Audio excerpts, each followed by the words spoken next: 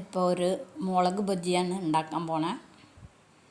ഈ മുളക് ബജി ആദ്യം തിളപ്പിക്കുക. ചൂടുവെള്ളത്തിൽ ഉപ്പിട്ടിട്ട് 3 മിനിറ്റ് തിളപ്പിച്ച് എടുത്തു വയ്ക്കണം.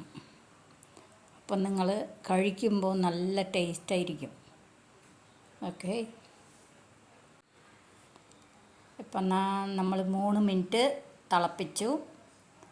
അതിന് ഉള്ളിൽ വയ്ക്കാനായിട്ട് നാളികേരം, ഒരു ഉള്ളി, ഒരു ചെറിയ കഷ്ണം ഇഞ്ചി, മല്ലിയില, കറിവേപ്പില, പുതിന, വെളുത്തുള്ളി, കുറച്ച് ഉപ്പും കൂടി ഇട്ടിട്ട് തരിതെറുപ്പായിട്ട് അരച്ച് മാറ്റി വയ്ക്കുക.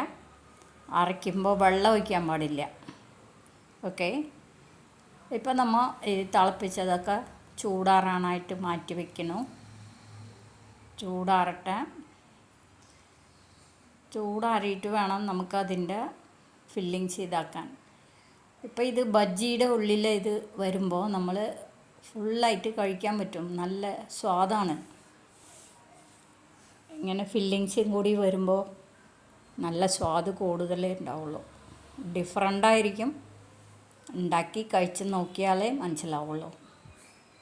ഓക്കെ, ഇപ്പോൾ അതിൻ്റെ ഉള്ളിലുള്ള വിത്തുകളൊക്കെ ഇല്ലേ, അതൊക്കെ മാറ്റുക.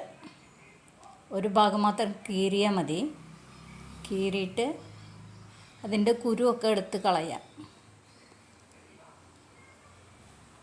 നല്ല സോഫ്റ്റായിരിക്കുന്നു. മുളക് വെന്ത് പിന്നെ നല്ല സോഫ്റ്റാണ്. അതിൻ്റെ ഉള്ളിൽ നമ്മൾ ആ ഫില്ലിങ്സ് നിറയ്ക്കുക.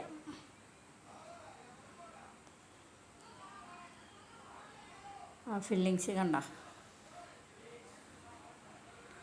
ഇങ്ങനെ നിരത്തി വെച്ചിട്ട് അടച്ച് വെച്ചോളൂ. ഇതിങ്ങനെ എല്ലാം കൂടി വെച്ചിട്ട് നമുക്ക് മാവ് റെഡിയാക്കാം. കടലമാവിൽ മുളക് പൊടി ഇട്ടിട്ടുണ്ട്, ഉപ്പിടുകയാണ്. ഉപ്പിട്ട് കഴിഞ്ഞിട്ട്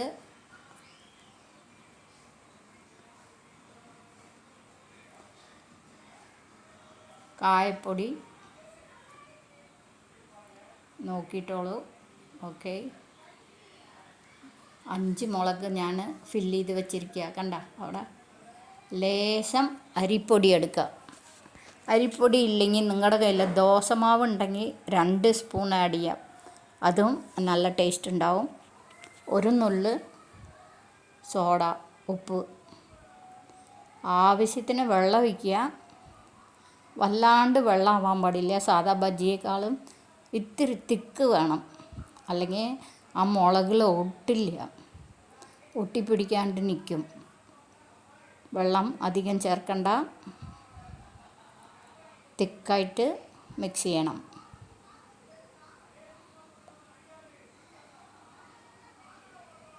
ഇത്രയും തിക്കായിരിക്കണം. കണ്ടില്ലേ, ഇങ്ങനെ സ്പൂണിലെടുത്ത് ഒഴിക്കുമ്പോൾ ഇങ്ങനെ ആയിരിക്കണം. ഇത്രയും തിക്കായിരിക്കട്ടെ. ഇപ്പോൾ നമുക്ക് ആ മുളക് ഫില്ല് ചെയ്യണം. ശരിക്കും എല്ലാ ഭാഗത്തും കൊള്ളണ പോലെ ഒഴിച്ചിട്ട് എണ്ണയിലിടണം. ഓക്കെ, റെഡിയാണ്. ആ നാളികേരം നിറച്ച ഭാഗം മുകളിലായിട്ട് വയ്ക്കൂ, അല്ലെങ്കിൽ ഉതിർന്ന് പോകാണ്ടിരിക്കാനാണ്. നോക്കി ചെയ്യുക. ഇങ്ങനെ നമ്മൾ ഇട്ട് കഴിഞ്ഞു. നോർമൽ ഹീറ്റായിരിക്കട്ടെ. വല്ലാണ്ട് തീ കൂട്ടവും വേണ്ട, വല്ലാണ്ട് കുറയ്ക്കവും വേണ്ട.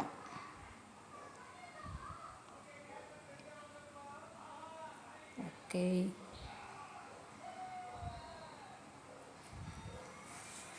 പപ്പടക്കമ്പി കൊണ്ടാണ് തിരിക്കാൻ നോക്കിയത്. അത് ശരിയായില്ല. നമുക്ക് ശരിയാക്കാം.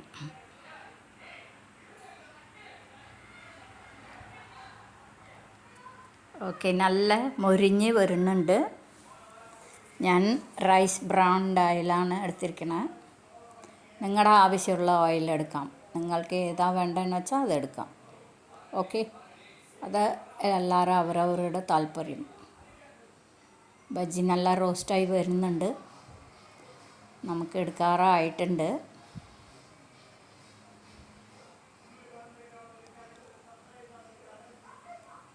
കൊച്ചു പിള്ളേരാണെങ്കിൽ മുളക് മാറ്റി മാറ്റി വയ്ക്കും, മുളക് ബജിയിൽ. ഞാൻ തന്നെ അങ്ങനെ ചെയ്യാറുണ്ട്. ഇപ്പോൾ ഒരു പൊടി പോലും കളയേണ്ട ആവശ്യമില്ല. ഇതിൻ്റെ ഉള്ളിൽ ആ ചമ്മന്തി പോലെ സാധനം ഇട്ട കാരണം നല്ല സ്വാദാണ്.